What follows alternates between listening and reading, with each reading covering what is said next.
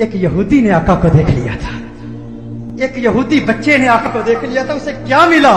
ایک یہودی غیر مسلم بچہ ایک مرتبہ اس نے مدینۃ المنورہ میں کونین کے والی صلی اللہ علیہ وسلم کے حسین چہرے کو دیکھ لیا، آقا کے حسن کو دیکھ لیا، چہرہ والضحیٰ کو دیکھ لیا، آقا کی زلفوں کا اسیر ہو گیا، آقا کے پیار کو، آقا کے عشق کو، چہرہ والضحیٰ کو، چہرہ یار کو آئینے دل میں یوں اتار لیا، دل کے آئینے میں یوں اتار لیا کہ آقا کی عشق میں، آقا کی محبت میں ہر وقت روتا رہتا، گریہ زاری کرتا، آقا کو یاد کرتا. ماں باپ کا اکلوتا بیٹا تھا، ایک ہی بیٹا تھا، یہودی تھے ماں باپ اس کے، خود بھی یہودی تھا. ایک مرتبہ آقا کے حسن کو دیکھ لیا، اس کا سودا ہو گیا، بازار مصطفیٰ میں آقا کا دیوانہ ہو گیا، آقا کا عاشق ہو گیا. ماں باپ کو بتایا نہیں، ماں باپ کو اطلاع نہیں دی کہ میں حضور کا عاشق ہو گیا ہوں، حضور سے محبت کرتا ہوں. چپ کے گھر سے چھپ کر کسی بہانے، کبھی بکریاں چرانے کے بہانے مدینۃ المنورہ میں آقا کے حسن کو تلاش کیا کرتا، کبھی مسجد نبوی شریف کے دروازے سے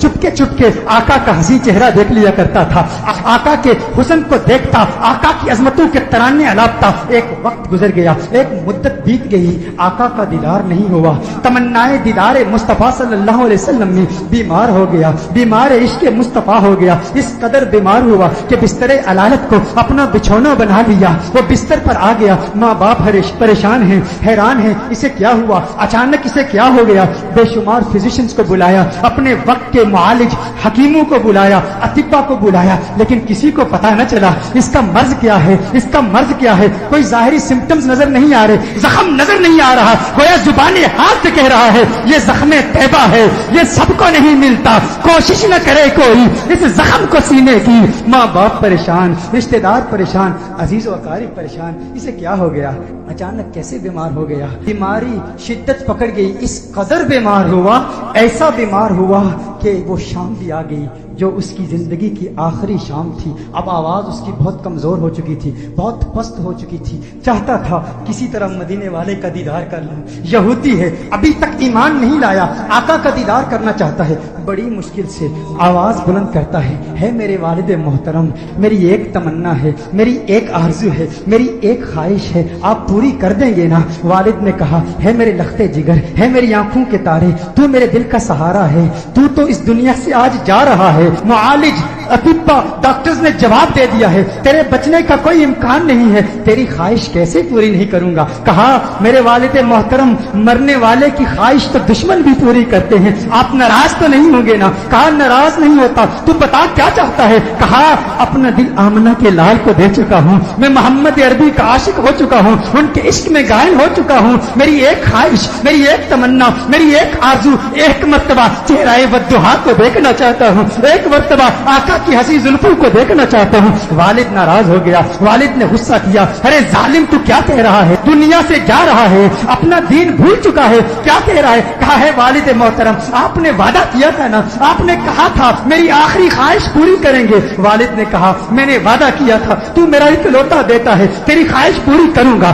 آقا کی بارگاہ میں پیغام پہنچایا گیا، رسول اللہ صلی اللہ علیہ وسلم کی بارگاہ میں پیغام پہنچایا گیا. ایک یہودی ہے پر ہے آپ کا دیوانہ، آپ کا عاشق ہے. میرے آقا رحمت للعالمین ہیں، وہ ساری کائنات کے لیے رحمت ہیں، فقط مسلمانوں کے لیے رحمت نہیں، وہ ہر مذہب سے تعلق رکھنے والوں کے لیے رحمت ہیں، فقط انسانوں کے لیے رحمت نہیں، وہ تو نباتات کے لیے رحمت ہیں، وہ تو جمادات کے لیے رحمت ہیں، وہ تو شجرات کے لیے رحمت ہیں، وہ تو جنات و ملائکہ اور ساری کائنات کے لیے رحمت ہیں. میرے آقا کا اندازے دل برانہ دیکھیے. میرے آقا نے صحابہ سے فرمایا صحابہ اٹھو، ایک یہودی ہے پر مجھ سے پیار کرتا ہے، دنیا سے جا رہا ہے، آؤ اس کے پاس چلتے ہیں. میرے آقا یہودی بچے کے گھر میں چلے جاتے ہیں. وہ یہودی بچہ آقا کا انتظار کرتے کرتے اب اس کی آنکھیں بند ہو چکی تھی.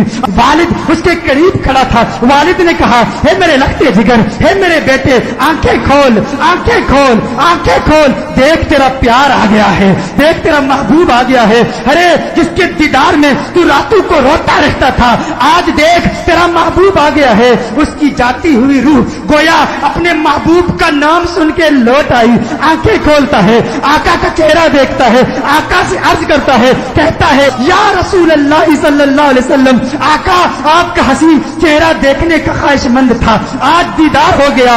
एक तमन्ना, एक आरज़ू, या रसूल अल्लाह मेरे पास कोई नमाजें नहीं है, मेरे पास कोई रोजे नहीं है, कोई इबादत नहीं की, मुत्तकी नहीं हूँ, कुरान का कारी नहीं हूँ, कुछ भी नहीं है, फकत आपका प्यार है। या रसूल अल्लाह क्या मेरी निजात का इम्कान भी है, क्या मेरी निजात भी हो सकती है? या रसूल अल्लाह क्या मुझे भी मग़फ़िरत का परवाना मिल सकता है? आका ने इरशाद फरमाया, हाँ कलिमा तौहीद पढ़, मैं तेरी निजात की जमानत देता हूँ। वो आका के कदमों में गिर जाता है, आका के कदमों में गिर के कहता है, मंजिले कब्र से लेकर दुखूले जन्नत तक आपकी जमानत पर कलिमा पढ़ता हूँ। कलिमा तौहीद पढ़ता है, जान अल्लाह के सपुर्द कर देता है। वालिद ने कहा अब इसकी मस्जिद मुसलमानों की अमानत है, अहले इस्लाम की अमानत है, अब इसकी तजहीज़ और तकफीन की जिम्मेदारी आपकी है। जब जनाजा तैयार किया जाता है उस आशिक का, जब जनाजा तैयार किया जाता है उस दीवाने का, उस आशिक का जनाजा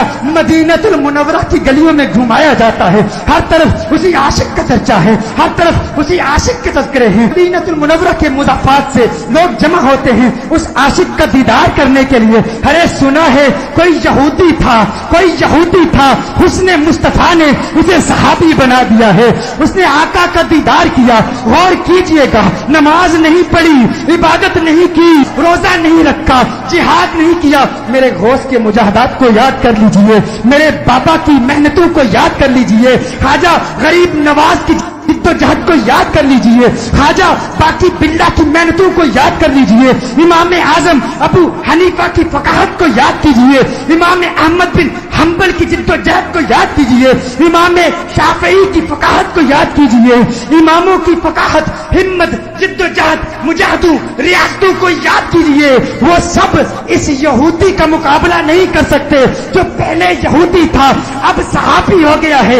ईमान की हालत में आका का दीदार किया, ये गौसे आजम से भी बड़ा है, ये ख्वाजा गरीब नवाज से भी बड़ा है। सब देखने के लिए आए हैं, दीदार करें उस सहाबी का जिसने फकत एक मर्तबा आका को देखा और ऐसे बुलंद बाला और फौ आला मकाम पर फाइज हो गया।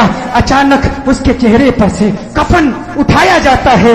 सहाबा ये मंजर देखकर हैरान हो जाते हैं कि उसके चेहरे से नूर की किरण निकलती है, आसमान की तरफ फैल जाती है। सारे हैरान हैं। वो सहाबी जो पहले यहूदी था, आका का दीदार किया, ईमान लाया, उसकी मैयत मुस्कुरा रही है, उसके चेहरे पर, लबों पर तबस्सुम नजर आ। सब हैरान हैं। एक अजीब और गरीब मंजर सहाबा ने देखा। सहाबा देख रहे हैं कि आका पांव के पंजों के बल चल रहे हैं, पंजों के बल चल रहे हैं, आका यूं चल रहे हैं। सहाबा अर्ज करते हैं, या रसूल अल्लाह सल्लल्लाहु अलैहि वसल्लम इसकी क्या हिकमत है? आका ने इरशाद फरमाया, आलमे बाला के फरिश्ते मेरे इस आशिक को देखने के लिए इस तादाद में आए हैं, इस कसरत से आए हैं, जमीन पर पांव रखने की जगह नहीं है, पंजों के बल चल रहा हूं। मेरे आका सल्लल्लाहु अलैहि वसल्लम उस आशिक को जन्नतुल बकी में ले जाते हैं, खुद अपने हाथों से उसे दफनाते हैं। सहाबा मंजर देखते हैं, हैरान है। आका बहुत देर लगा देते हैं। आका जब उसकी कब्र से बाहर आते हैं तो आका के माथे पर पसीना है। सहाबा अर्ज करते हैं, या रसूल अल्लाह सल्लल्लाहु अलैहि वसल्लम आका क्या हुआ, इतना वक्त क्यों लगा? आका ने फरमाया, जब ये इस दुनिया से गया था मुझसे वादा लिया था, मैंने वादा किया था, मैंने कहा था कब्र की मंजिल से लेकर दुखूले जन्नत तक मैं तेरी मग़फ़िरत की जमानत देता हूँ। कहा ये बात सुनकर जन्नत की हूरें इतनी खुश हुई है, इतनी तादाद से आई है। जब इसे कब्र में रखा गया तो बेतहाशा इसकी तरफ भागी हुई गई है और इसके चेहरे की बलाएं ले रही हैं। आका ने इरशाद फरमाया, इसलिए देर हो गई और मेरा पसीना इसके चेहरे पर गिरा है, मेरा पसीना इसके चेहरे पर गिरा है। अब क़यामत तक इसका चेहरा महकता रहेगा। अरे सलाम पेश करते हैं उस दीवाने की बारगाह में जिसने आका को देखा और उसे ये मकाम मिला। वो आज भी वो कब्र में कह रहा होगा, ये नाज़ी अंदाज हमारे नहीं होते, झोली में अगर टुकड़े तुम्हारे नहीं होते, बेदाम ही बिक जाइए बाजारे नबी में, इस शान के सौदे में खसारे नहीं होते, मिलती ना अगर भीख हुजूर आपके दर से, इस ठाठ से मंगतों के गुजारे नहीं होते, इस ठाठ से